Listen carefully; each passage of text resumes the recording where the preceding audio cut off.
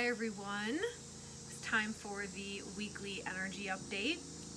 So I'm going to start posting these on YouTube as well to try to get my channel going again since it's been totally neglected.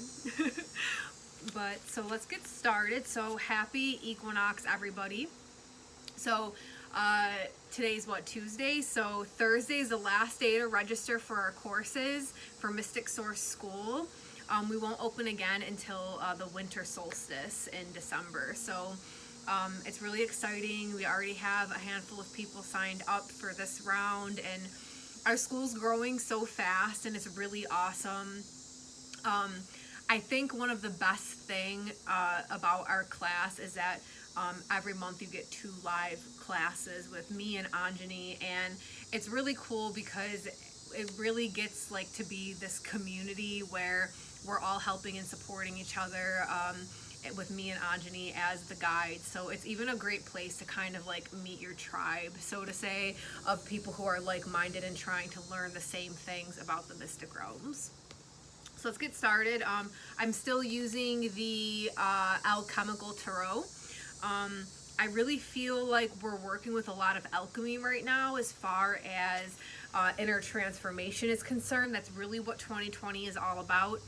Everything you're seeing happen in the physical realm right now is just a spiritual language of what is going on in the mystical realm. So as we go through and transform, things will start, like as a collective, things will start getting better and better. So I'm also going to be using the Moonology oracle cards. So I'm actually really enjoying the new moons being at the end of seasons. It's giving a whole new energy. Like right now really feels like Virgo season rather than going into Libra, but I'm really enjoying carrying Virgo energies into Libra. So it's been like that since Leo season actually, because we had 2 Cancer new moons, which was crazy. So October coming up is going to be great. We have 2 full moons in October, on the 1st and on the 31st. So this is going to be a really big month. This is the time of year I make my bat oil, which is going to be a little bit different this year since the moons are different. So that's going to be really exciting. It's most likely going to take the whole month to process it. So let's get started here. Ooh, got one flying out already. All right, spirits, please give us an update on the energies for this week. Anything we need to know?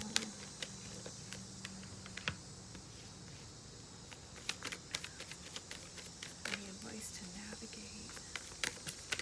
Okay. Yeah, this is all super transformative. So 4 of Swords, 9 of Wands, and the 6 of Swords. My bottom of the deck card is the Death card. So what I'm hearing on this is that this is going to be the week where we really go inward from all of the noise that has been accumulating in our lives. There's going to be this realization that starts coming through where specific things that you have been working on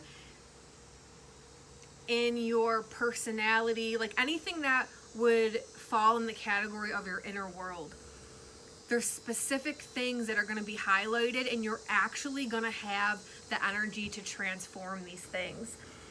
This card is actually based off of the alchemy story of having to throw the wolf into the fire so it gets burned up and the prince can be released. So this is basically what's happening to us right now.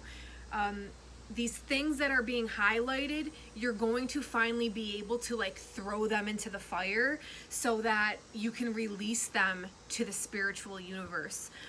This last card here, you can see how there's actually, this really differs from the Rider-Waite because you have the clouds here pushing the sail forward. And what this is saying to me is that by doing this, by taking these inner thoughts, or I want to say like frequencies or like patterns that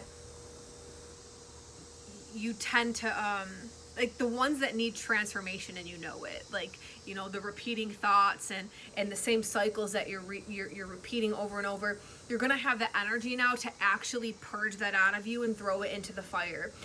By doing that, you're releasing yourself and opening yourself up and giving yourself space to your spirit guides to start pushing your boat forward. You're going to be on a sailboat now, not so much trying to push your way forward with your own will, but your spirit's guiding you forward. And I really feel like this week right now is going to be that last bit of cultivation with burning up the old ways so that you can truly move forward and allow spirit to take you forward rather than you trying to do it all on your own. If you want to try a little ritual with this, it's really good using grandfather fire. So you can start a sacred fire out in your yard if you have one. If not, you can just do this with a simple white candle. But, you know, call in your spirits. I call in my spirits from the 4 directions, and then my ancestors, and then the spirits that are in my spiritual court. And then I talk to the flame or the fire, whatever you're using. I prefer to use an actual, like, large, specially made fire for this exercise. But again, you can use a candle. These thoughts that you know, maybe take a few days to like write them down, and because it is going to be highlighted to you. That's what the spirits are telling me. You'll know, like, oh, this thought right here that I'm in, toxic. This is stopping me from progressing. Write it down, okay? You're not going to remember it. Write it down as soon as it comes to you, okay? So carry around a notebook with you.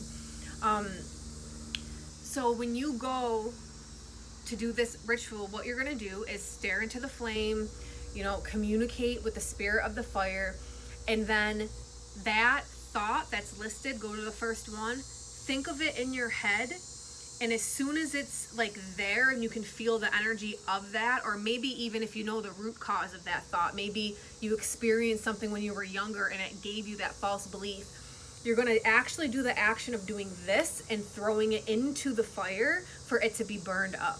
Okay, so you'll feel that release of it going into the flame. You'll probably even hear a response from the fire. And then at the end, of course, you can burn that list. And it's such a release to do that. So that's really going to help to actually physically be doing something to, you know, transform the inner self in the spirit realm. Alright, so what other messages do we need to know for this week?